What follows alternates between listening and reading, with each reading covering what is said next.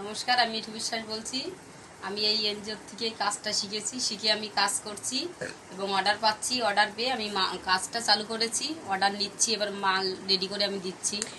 আচ্ছা, তুমি কি কি অর্ডার পেয়েছো এই কদিনে, আর কটা অর্ডার তুমি করতে পেরেছো এই সেটা বলো। কদিনের মধ্যে 3টে চুড়িদারের অর্ডার পেয়েছি, বানিয়ে রেডিমেড দিয়ে দিয়েছি। নাইটি করেছি 5টা, সায়া করেছি 5টা, আর কুর্তি করেছি একটা। কত টাকার ব্যবসা হয়েছে এখনো অবধি? 1200-1300। 1200-1300।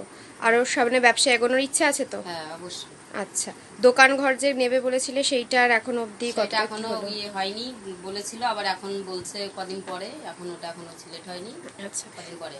তুমি কি এভাবে নিজে থেকে বাড়িতে যেরকম ভাবে অর্ডার পাচ্ছ সেরকম ভাবে করবে, না এবার আস্তে আস্তে দোকানেও মাল দেওয়া শুরু করবে?